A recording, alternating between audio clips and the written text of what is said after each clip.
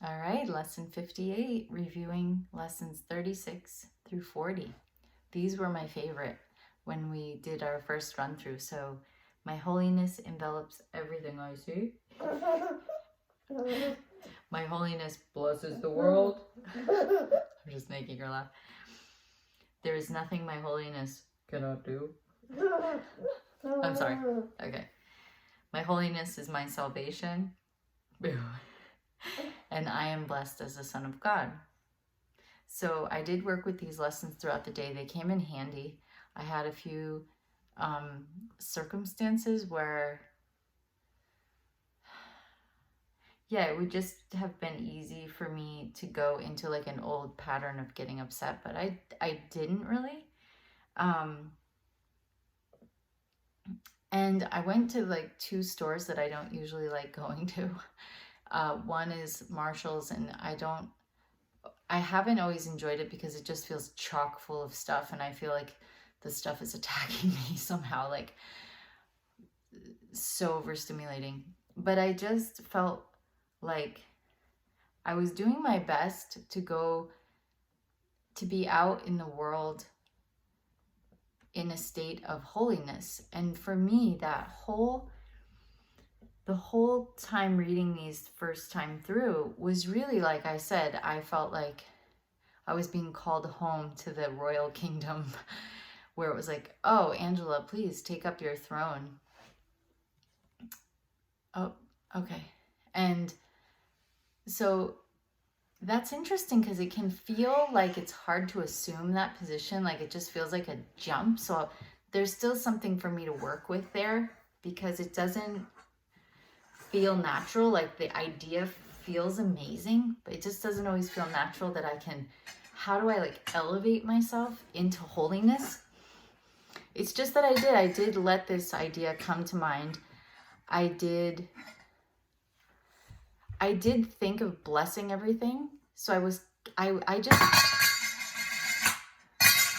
literally, I was saying to somebody, it's like she makes these into symbols. They're like a little kitchen pot, but anyway. That's a learning for me is like, and I have such a desire to really feel it, like to feel like I am really a divine child of God walking this earth. And maybe it's an ego thing that I think I'm going to feel like, maybe it's a specialness thing. That's funny. You know, it's often where you find out like what appears to be so magical is not behind the scenes, you know, like an Olympic athlete or anyone who appears to have been like accomplished something, like you almost fantasize. Like I will just speak for myself. I even remember saying to my mom one time, like, Mom, why didn't you start me early in sports so I could be in the Olympics? And what a specialness thing that was all about that. But, you know, the day-to-day grind is not necessarily such a fantasy, you know, it's not necessarily what you would really admire or wish for. But so maybe that's what this holiness thing is. It doesn't feel like you're the magical fairy princess, but that you are putting in the work, so to speak. Like you're just saying these sentences when they're most helpful and even when you're entering. And so what came to me later in the day is like to think of those really opportune times for me. So for me, it's like waking up in the morning. I have heard that from a Kundalini teacher that the first 15 seconds of your day like sets the tone of your day. So almost like which thoughts you allow to enter your consciousness in the first 15 seconds is so critical.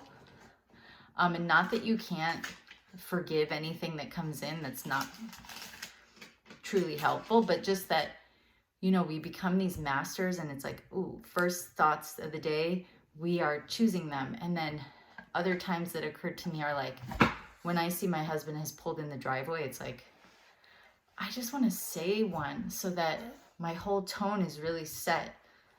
It's helped. But again, now that I'm just like now I'm talking to you guys, I'm really getting that it may never, I mean, it might come much, much easier. Like my husband already put on this like violent movie when Justine and I were in the kitchen and doing laundry. We weren't in the same room. That used to infuriate me. And I know it was just a misplaced guilt thing. But today I didn't even get involved.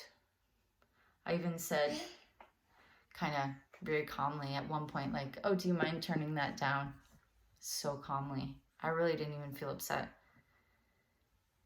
It started, but it was so not powerful. So the work does make life easier, like replacing the old programming with the new, like things get easier. I believe it. I see that. But I love the awareness right now that my holiness blesses the world may not be that I feel like Queen of England. Who knows how she feels? She probably doesn't. You know, or just anyone in those roles. It doesn't necessarily seem to be that easy. That's so interesting what's coming through right now. It feels very helpful to me personally.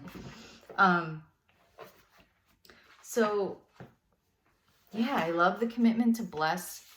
My dearest and nearest fan, Karen Crothers, I wonder if you recall when I was attending Justine and I we were attending Karen's 50th wedding anniversary.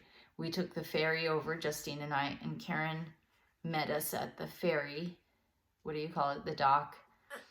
And people were, you know, disembarking the ship. I feel like my vocabulary is running out.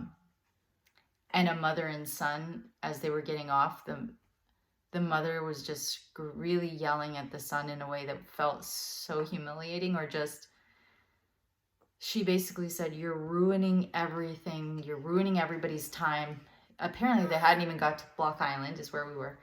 And I remember, Karen, you were saying, in my presence, may you be blessed. May you be blessed.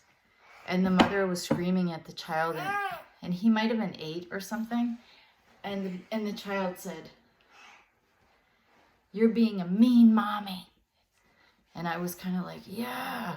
But Karen took that opportunity to bless. And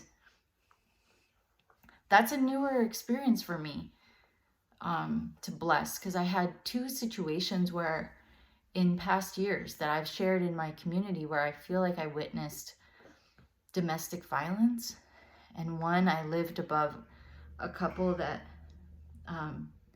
I could hear them arguing so intensely that I felt scared and kind of nauseous, and I called the police, and then I left our apartment.